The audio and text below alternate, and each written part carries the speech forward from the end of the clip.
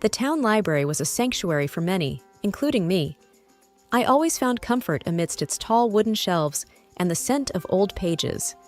That day, as the sun streamed through the large windows, casting a warm glow on everything, I was engrossed in the romance section, trying to find a book that I hadn't read.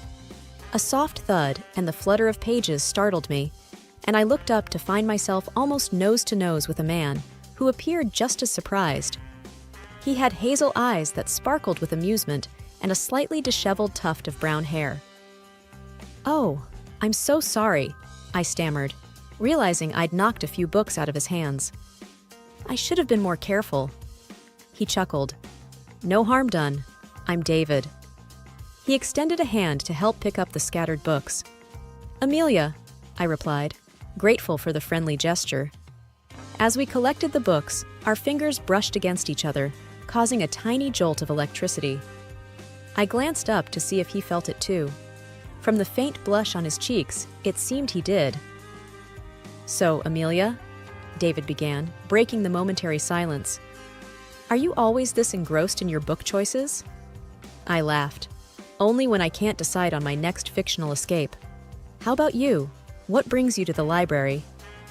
"I've been trying to find a good book on photography," he admitted, pointing to the stack in his hands. "It's more than just a hobby for me." Our conversation turned to hobbies, dreams, and even our favorite foods. It was surprising how easy it was to talk to David. We ended up abandoning our book search and found a cozy corner in the library's cafe. Hours seemed to fly by as cups of coffee turned cold and our conversation delved deeper.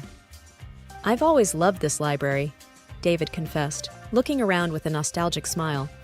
"I used to come here with my mom. She'd read to me for hours."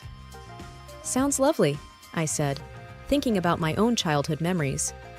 "It was," David replied with a distant look in his eyes. "But things change." There was an unspoken depth to that statement, hinting at stories yet untold. It made me even more curious about him. We left the library with a promise to meet again. From that day on, David and I were inseparable. Each date felt like an exploration, not just of the places we went to, but of each other's worlds. The bond we shared grew stronger, leading us to a beautiful wedding day where I felt like everything was falling into place. Yet, amidst all the joy, one figure stood out, casting a long shadow on our happiness. David's mother, Mrs. Marion Hughes. Her sharp gaze always seemed to linger on me a little too long, her smiles never quite reaching her eyes.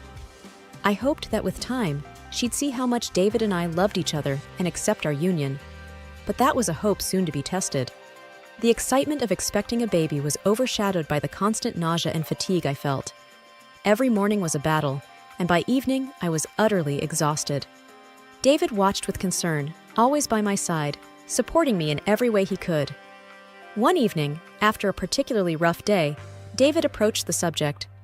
"Amelia, maybe we should think about moving closer to family for a while, just until the baby comes." I hesitated. Moving back to David's family home meant being closer to Marion. "Do you think that's a good idea?" I asked, uncertainty in my voice. He took my hand gently. "It's just a thought. Mom did raise 3 kids. She might help with the baby stuff and, more importantly, support you when I'm at work." I pondered over it. "I'm just worried about how things are with your mom," I admitted. David sighed. "I know Mom can be a bit difficult, but she's still family. Maybe with the baby on the way, things might change. Give her a chance?" With a deep breath, I agreed. "All right, but if things get tough, we need to have a backup plan." The move happened quicker than I anticipated. David's childhood home was a large, old-fashioned house with creaking floorboards and a sense of history. The first day we arrived, Marion greeted us at the door, a broad smile on her face. "Welcome home, David," she said, hugging her son tightly. Then, turning to me, her tone softened. "And you too, Amelia. I hope your stay here is comfortable." For the first few days, Marion was the image of a doting mother-in-law.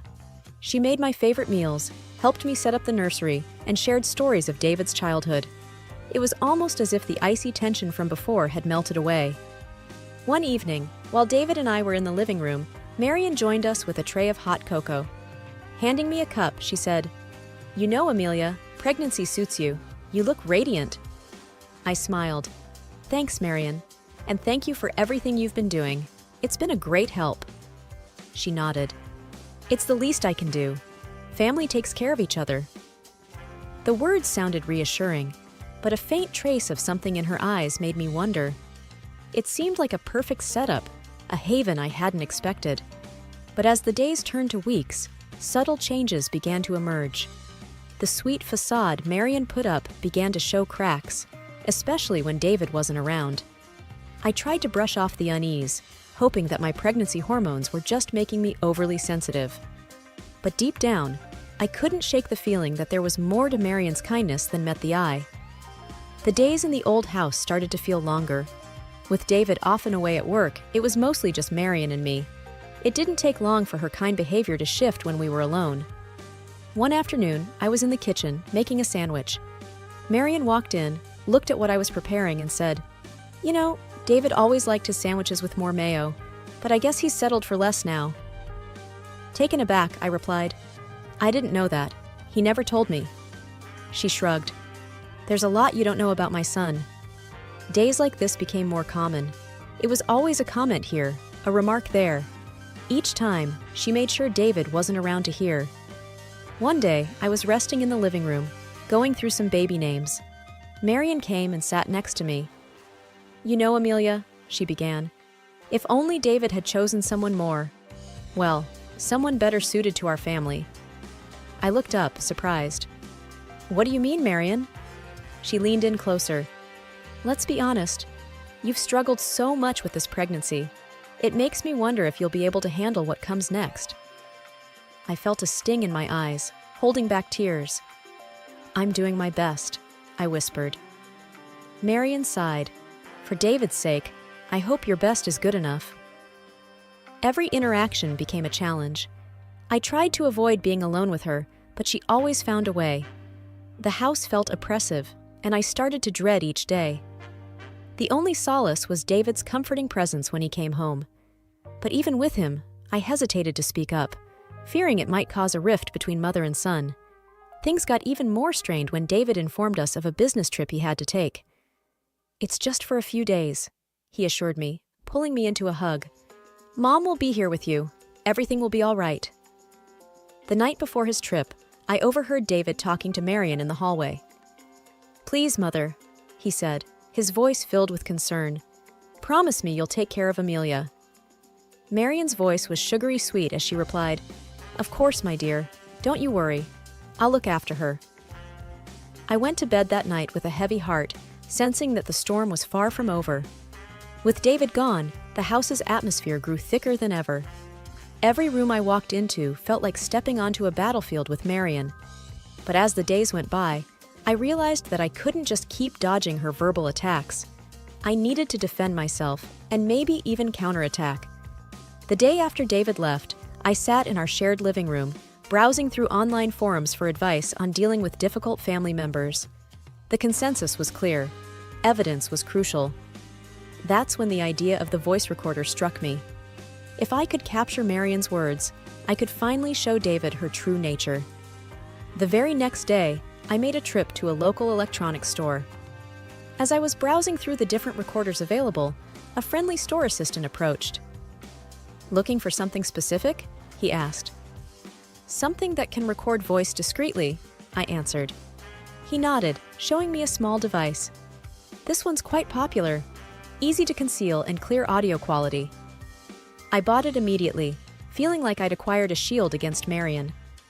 Upon returning home, I found Marion in the living room. She was going through a photo album, probably reminiscing about the past. "Ah, Amelia," she said without looking up. "Come, see these photos of David when he was young. So innocent and unburdened. Before all this." I sat down, my new recorder discreetly activated in my pocket. "He always speaks fondly of his childhood," I remarked, trying to keep the conversation neutral. She gave a half smile. "Well, he had a mother who cared for him, who knew how to bring up a child properly. Unlike some." I took a deep breath, attempting to stay calm. "I'm sure we all do our best for our loved ones, Marion." She scoffed. Doing one's best and knowing what's best are two different things. I just hope my grandchild doesn't suffer due to your inexperience." I nodded, biting back a retort. "Thank you for the advice, Marion." Little did she know that every snide remark was being captured. The days dragged on, and I gathered more evidence. Simultaneously, I started searching for an escape plan, a place of my own where I could breathe. After a thorough search, I stumbled upon a quaint apartment nearby. It felt right, a sanctuary from Marion's constant onslaught. One evening, as I went over my recordings and thought about the apartment, I felt a surge of hope. This was more than just about standing up to Marion. It was about securing a peaceful future for my child and me.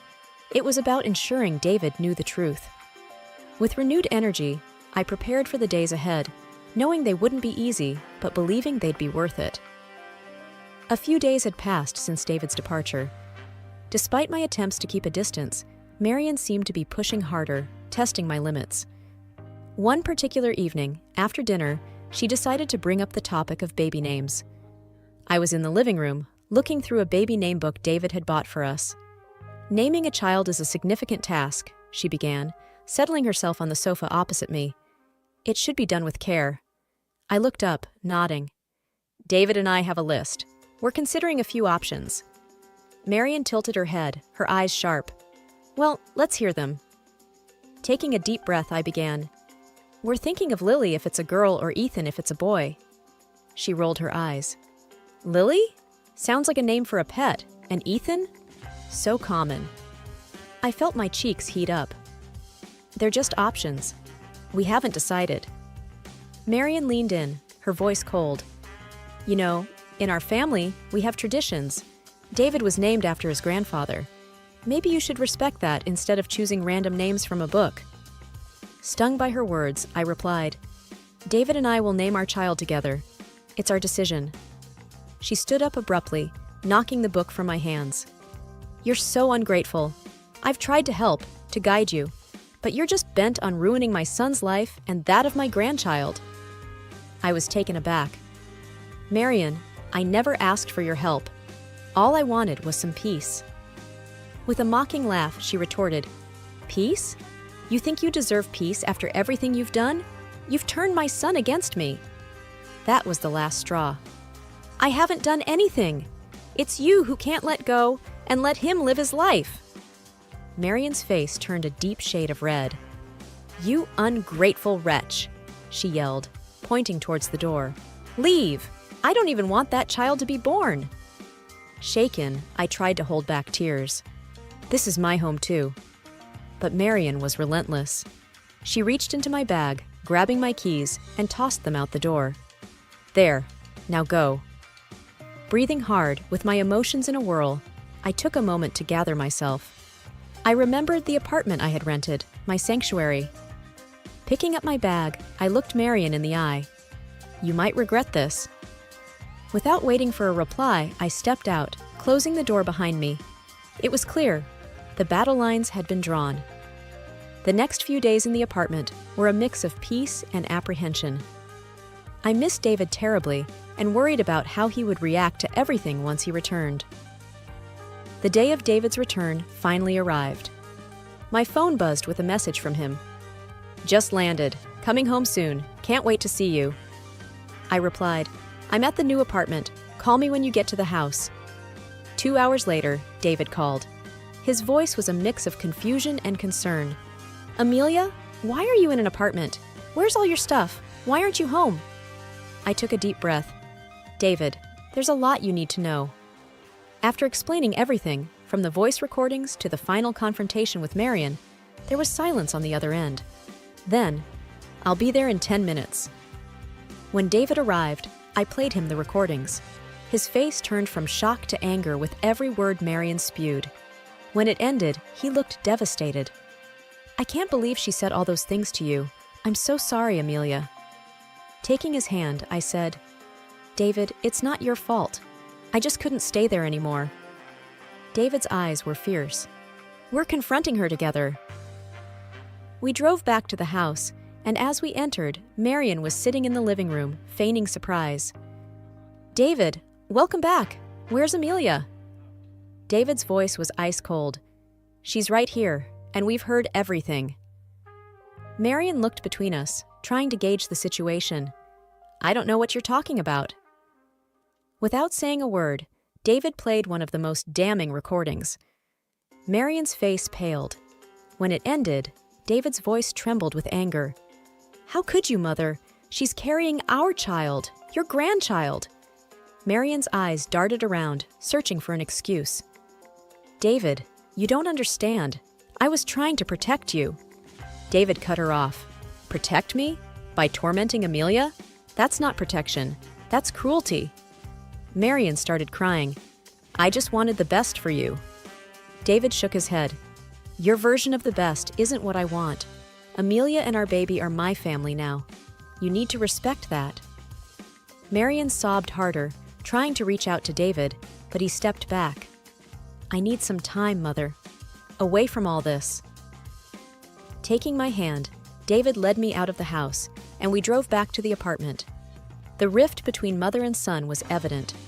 But in that moment, our bond grew stronger, united against the deceit we had faced. The new apartment was a stark contrast to the opulence of the house we had left. It was cozy, with sunlight streaming in through large windows. There was something liberating about this modest space. It felt like the fresh start we desperately needed, a place where David and I could rebuild our life and prepare for the arrival of our baby without any dark clouds hanging over us. David and I spent the first few days setting things up.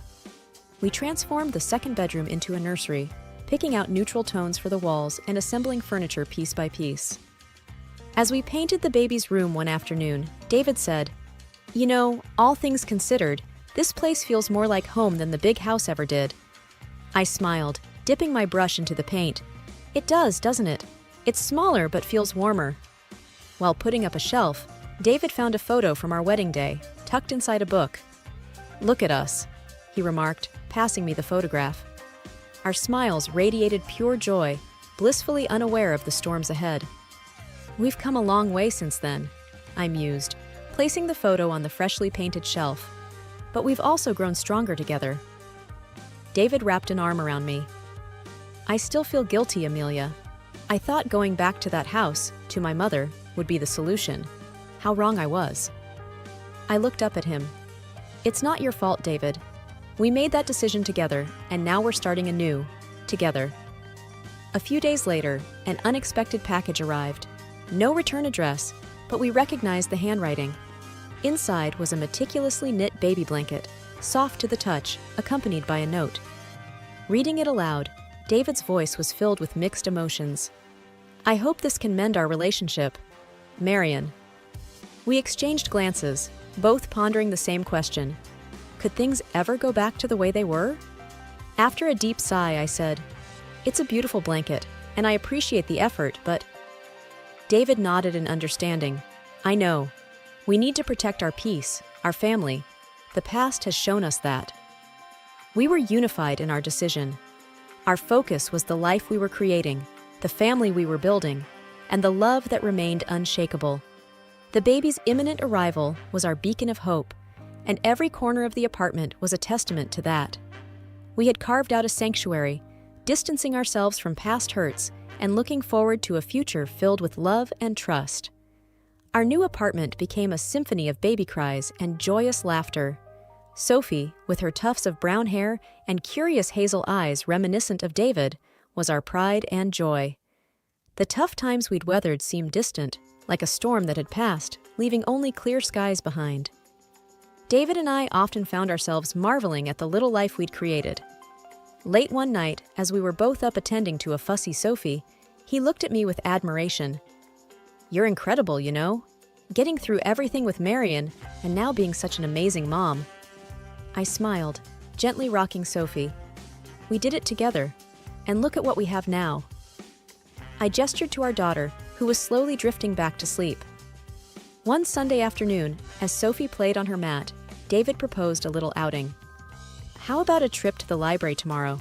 It's where our story began. I think it's time Sophie knows that place." I nodded in agreement. "Sounds perfect. We can make it a family tradition." The next day, the library greeted us with its familiar silence. We showed Sophie the very spot where we had met. David, holding her little hand, whispered, "This is where I met your mom, where our family's story began." In that moment, standing in the midst of aisles filled with countless stories, we felt grateful for our own. We had faced challenges, yes, but they had shaped our journey, guiding us to this present moment. The library had been the start of our story, and now it played a part in Sophie's. As days turned into weeks and weeks into months, life continued its rhythm. We shared tales of bravery and love with Sophie, always emphasizing the importance of standing up for oneself and one's family. Marion, although a part of our past, barely featured in our conversations. One evening, while putting Sophie to bed, I realized the true weight of the decisions we had made. By choosing our family's happiness and well-being over external pressures, we had set a foundation for Sophie to grow up, knowing the value of love, trust, and resilience. With Sophie asleep, I walked out to the living room where David was waiting. We sat, hands entwined, looking at the city lights. The world outside held challenges and uncertainties, but in our little apartment, there was only warmth, love, and the promise of many tomorrows. The sun was setting as I pulled up in front of the familiar brick house that had been my childhood home. It had been years since I last set foot in this place, and while the structure itself hadn't changed, the aura surrounding it felt different.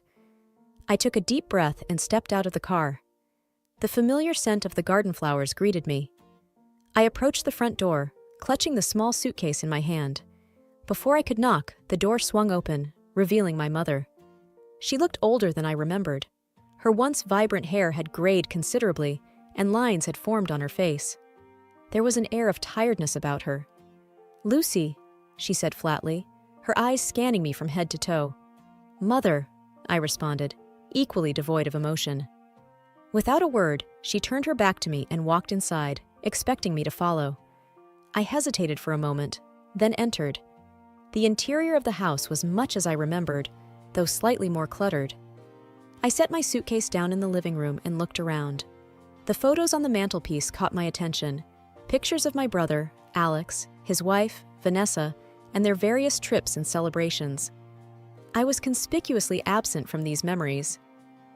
"Your room is just as you left it," Mother said, interrupting my thoughts. "Thank you," I replied, trying to maintain civility. She looked at me for a moment, her gaze cold and calculating. "Now that you're back, I expect you to contribute financially." I wasn't surprised by the demand. "How much do you need?" I asked. She named a sum, larger than I had anticipated. I bit back a retort. "Fine, I'll transfer it to your account every month." She nodded, seemingly satisfied. "Alex and Vanessa live next door now," she added after a pause. I hadn't been informed of this piece of news. "That's good to know," I said, unsure of how to feel about living so close to Alex and Vanessa. Their relationship with me had always been strained. "Vanessa is a good woman," Mother said, a hint of defensiveness in her tone. "She's been a great help since your father passed." "I'm sure she has," I said, keeping my tone neutral. There was an uncomfortable silence. I could feel the weight of years of unsaid words and emotions between us. "I should unpack," I said finally, breaking the silence. Mother simply nodded and walked away, leaving me alone in the living room. The first night back in my old room was filled with a whirlwind of memories. The pale blue walls, the rickety bookshelf, the posters I'd hung up during my teenage years, everything seemed untouched by time. As I lay on the bed, staring at the ceiling, my mind wandered to the past. It felt strange being back here, surrounded by echoes of a time when things seemed simpler. I remembered the days when I used to sit on this very bed, confiding my dreams and hopes to my father. He was always my rock, always encouraging me to chase my ambitions, no matter how far-fetched they might have seemed. I recalled a particular evening when I was around 15. I was feeling dejected, upset over a comment my mother had made about my appearance. I remembered coming to my room, tears streaming down my face, when my father walked in. "Lucy," he had said, sitting down next to me. "Why the tears?" "It's Mom," I'd sniffled. "She said I look like her when she was my age. But she's just being kind. I saw her photos, Dad. She was beautiful. He'd looked at me, his eyes full of compassion. Your mother was, and still is, a striking woman. But beauty is more than just looks, Lucy. It's the kindness you show, the love you give, and the way you treat others. And in those aspects, you shine brighter than anyone I know. I'd smiled weakly, taking comfort in his words. Thanks, Dad. He had hugged me tightly, whispering, Always remember, you're capable of great things. Shaking off the memory, I decided to go downstairs and make some tea. The house was silent, with only the faint ticking of the wall clock. As I passed the living room, I noticed a bunch of old family albums stacked on the coffee table. Curiosity got the better of me, and I began flipping through them. There were many photos of my mother in her youth, looking radiant and confident. Photos of family trips, holidays, and gatherings. My brother, Alex, prominently featured in most of them, always the center of attention with his charming smile and good looks. It was evident he was the apple of my mother's eye. As I continued to turn the pages, I stumbled upon a photo of Alex and me during one of our rare moments of camaraderie, probably taken during a family vacation. I smiled, remembering the day when we built sandcastles together, competing to see whose would last the longest against the tide. Lost in thought, I was startled when I heard a voice behind me. Going down memory lane? I turned to see Alex standing there, looking much the same as he did in the photos, albeit a few years older and with a touch more arrogance in his eyes. Alex, I said, surprised. Didn't expect to see you here so early. He shrugged, leaning against the doorway. Thought I'd check on Mom and, of course, see how you're settling in. I hesitated for a moment. I'm doing fine. It's good to be back. Alex smirked. I'm sure it is, especially with Mom's finances coming to your rescue. I frowned, not appreciating the insinuation. I'm here because I want to be close to family, not for any other reason. He raised an eyebrow. Sure. Anyway, just wanted to remind you not to forget about the money you promised Mom. I sighed. I won't forget. Alex nodded, his gaze lingering on the family albums. Good. Just remember who's really taking care of things around here. With that, he turned and left, leaving me feeling a mix of annoyance and sadness. Time seemed to go by slowly in that house. The days blurred into one another, with the routine being much the same. Every morning, I'd wake up, make breakfast for Mom and myself, and then work from home. I had hoped the atmosphere would improve, but it only seemed to grow tenser. One evening, after a particularly grueling day of work, I decided to treat the family to a home-cooked meal. I had always found solace in cooking, and it felt good to do something productive that wasn't tied to my job. As the aroma of roasted chicken and fresh-baked bread wafted through the house, I hoped it would be an evening of peace and unity. When dinner was ready, I set the table and called everyone. Alex and Vanessa had been frequenting our house almost daily since my return. I never really understood their constant presence, but I tried to maintain civility for my mother's sake. Vanessa was the first to comment as she took her seat, her eyes scanning the dishes. Oh, a home-cooked meal? This is new. I thought you were too busy being a career woman to bother with such things. Suppressing my annoyance, I replied, I thought it'd be nice for a change. Hope you like it. Alex chuckled. Let's hope it tastes better than it looks. Mom, always keen on avoiding confrontations, quickly intervened. Let's just eat. It smells lovely, dear. Dinner was a quiet affair, with only the clinking of cutlery breaking the silence. I was relieved when it was over, but just as I began collecting the dishes, Vanessa spoke up. You know, Lucy, it's such a shame. A woman of your age, with no husband or children, all that money and success, but no one to share it with. Feeling my cheeks heat up, I retorted, I'm content with my life choices, Vanessa. Not everyone measures success by the same yardstick. Alex smirked. Well, some people just aren't cut out for family life. Maybe it's for the best. The sting of their words was hard to ignore, but I took a deep breath, reminding myself that I had promised Dad I would look after Mom. Mom, however, seemed oblivious to the tension. By the way, dear, she began, her eyes on me. The money you gave me last month is running low, and with the additional expenses... She trailed off, glancing meaningfully at Alex and Vanessa. Vanessa smiled sweetly. "Oh, it's so hard to manage finances these days. Prices have gone up so much. But we appreciate your help, Lucy." Feeling cornered and irritated, I replied, "I'll see what I can do, Mom. But you need to budget better. I can't keep bailing everyone out." Alex's face darkened. "You stay in this house, eat our food. It's the least you can do." The room was thick with tension. I wished I could just walk away, but I was trapped in this situation, bound by my promise to Dad. Each day, it became clearer to me that my brother and Vanessa saw me as nothing more than a cash cow. Mom, caught in the middle, seemed to bend under their influence, relying more and more on me for financial help.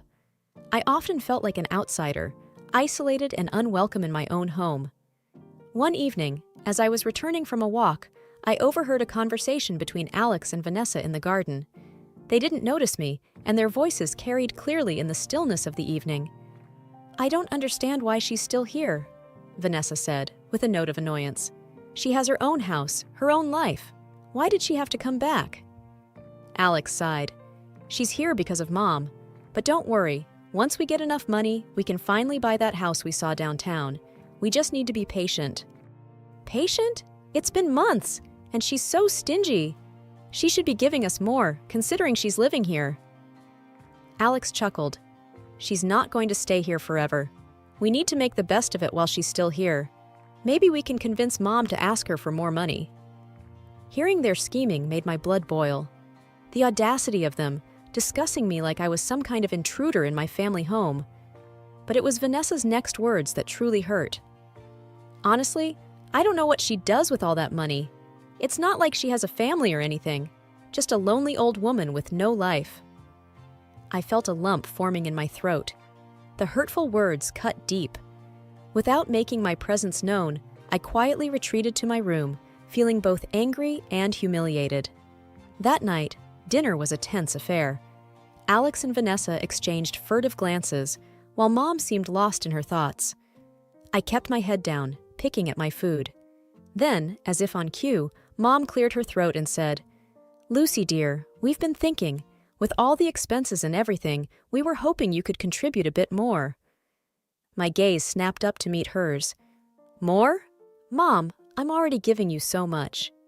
Alex interjected, "You live in this house. You should pay your fair share. I've got my own family to look after." Vanessa smirked. "It's only fair, isn't it?"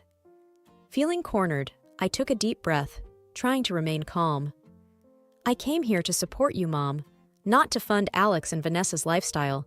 This was Dad's house too, remember?" Alex's face turned red with anger. "How dare you? This is our family home. You left. You chose your career over us." Vanessa added, "You're lucky we even let you stay here. Maybe it's time for you to leave." I stared at them in disbelief. "Is this what you all want?" Mom looked away, unable to meet my gaze. "Maybe it's best, dear." Tears filled my eyes. I felt like a stranger, rejected by my own family. "Fine," I said, standing up. "I'll leave, but I'm done supporting you financially." The doorbell rang, breaking the tranquility of my morning. I opened the door, not expecting to see my mother there, especially after everything that had transpired. But there she was, her posture upright, an intense look in her eyes. "Lucy," she said sharply, without a hint of warmth, "I need to speak with you." I raised an eyebrow, but let her in, curious about what had brought her to my door. Once inside, she wasted no time. "You know your father would be turning in his grave if he knew how you were treating me, abandoning your family in their time of need." I stared at her, trying to keep my emotions in check. "This isn't about what Dad would have wanted. This is about how you and the rest have treated me since I got back. I've been nothing but supportive, and you've given my hard-earned money to Alex and Vanessa while they disrespect me in my own home." She scoffed, her voice dripping with disdain. "You think you're so high and mighty just because you have some money now. It doesn't change who you are. You owe us, especially after promising your father you'd look after us." "I promised Dad I'd look after you, not be taken advantage of," I retorted, trying to keep calm. All I asked for was a bit of respect in return. But it seems that's too much for you, Alex and Vanessa. My mother's eyes flashed with anger. You know what? It's easier living with Alex and Vanessa. They might have their flaws, but at least they don't throw their money in my face and try to act superior. A small smile crept onto my face. You made your choice, Mom. If that's the life you want, so be it. She glared at me, fury evident in her gaze. Remember this moment, Lucy. Remember the day you turned your back on your family. I remember the day my family turned their back on me, I replied calmly, standing my ground. You made your choice, Mom. Now face the consequences. She stormed out, slamming the door behind her. I sighed, feeling a mixture of sadness and relief. One evening, as I was trying to divert my mind by watching a movie, my phone buzzed. It was Alex. Why aren't you answering Mom's calls? Do you even care anymore? The text read. I paused for a moment before responding. Alex, I've always cared, but there are limits to what one can tolerate. He replied instantly. You're overreacting. Just because of a few comments? Grow up, Lucy. It's not just a few comments, Alex. It's years of feeling unappreciated, disrespected, and used. I've decided to distance myself for my own sanity. There was a brief pause before he responded. So you're abandoning us. Nice. No, I typed. I'm not abandoning anyone, but I'm setting boundaries. I won't be an ATM or a punching bag anymore.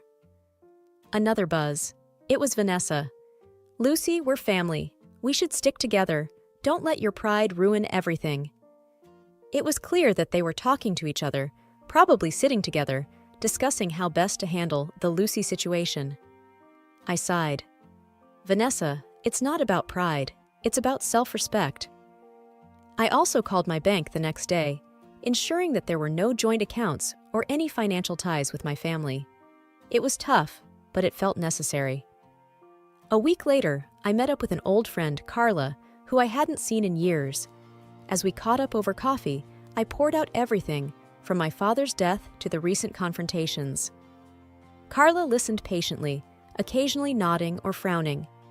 When I finished, she took a deep breath. Lucy, you did the right thing. Family is important, but it's not a license to be mistreated. I nodded, sipping my coffee. It's just hard, you know. I keep thinking about the good times, the moments when we were close. Carla placed her hand over mine. It's okay to mourn the relationship you wish you had, but you've got to protect yourself too. Several months had passed since the incident with my mother. Life had resumed its regular pace, but with a notable calmness. The lack of drama felt refreshing, almost rejuvenating. My phone buzzed less frequently, and when it did, it was often messages from friends or work emails, nothing stress-inducing. One afternoon, after wrapping up a long meeting, I decided to head to my favorite coffee shop. As I stood in line, I noticed a familiar face seated in the corner. It was Vanessa, and she looked a shadow of her former self, hunched over and absorbed in thought. Beside her, Alex seemed deep in conversation on the phone, his face strained. Feeling a pang of curiosity, I quietly ordered my drink and took a seat nearby, ensuring I was out of their immediate sight. I couldn't help but overhear snippets of Alex's conversation. I know, but the loan was rejected. We tried everything. Alex's voice was desperate. I felt a jolt of surprise. Financial troubles? I sipped my coffee, not wanting to eavesdrop, but it was hard to tune out their obvious distress. After Alex hung up, Vanessa said, "What are we going to do now? We have so many bills, and without your job..." "We'll figure something out," Alex interrupted, rubbing his temples. I sat there for a while, taking in the scene. There was a twisted sense of satisfaction in seeing them struggle. Was it karma? I had always been their safety net, and now they were facing the realities of life without one. Just as I was about to leave, Vanessa's eyes met mine. I braced myself for a confrontation, but all she did was offer a weak smile. "Lucy." "Vanessa," I replied, nodding. "I didn't expect to see you here," she murmured. "Likewise," I responded. There was an awkward pause. I could tell she wanted to say something, but the words seemed to evade her. Finally, she whispered, "Life's been hard. We're facing a lot of financial issues." I nodded slowly. "I'm sorry to hear that." Alex, realizing I was there, interjected. Lucy, can you help us out? Just one last time? I took a deep breath. The old Lucy would have said yes immediately, but this was the new Lucy, the one who valued self-respect over appeasement. I'm sorry, Alex. You both need to figure it out on your own. Vanessa looked down, tears forming in her eyes. We're family, Lucy. Can't you see we're struggling? Yes, Vanessa, I see. But I'm not responsible for your choices. Maybe this is a chance for you both to learn and grow. Alex looked at me with disbelief. So that's it? You're just going to watch us sink? I stood up, ready to leave. It's not about watching you sink.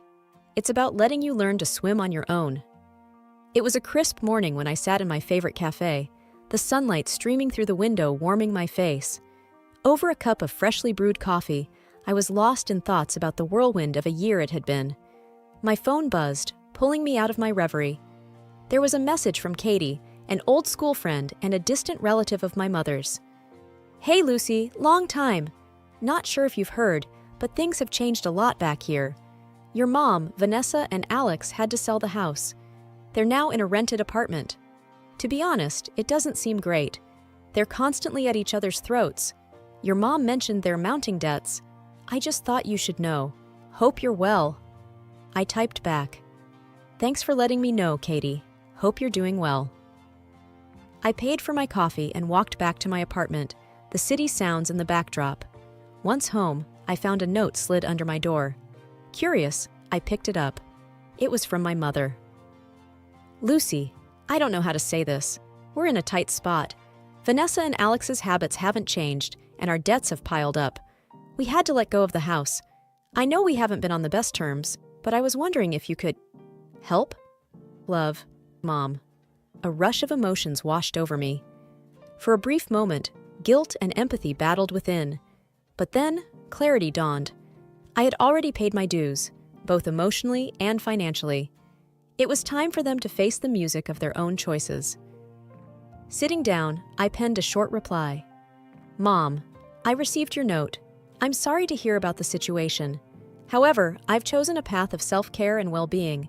I've done my part in the past, and now it's time for you both to take responsibility. I won't be able to assist financially or otherwise. Please understand. Take care, Lucy.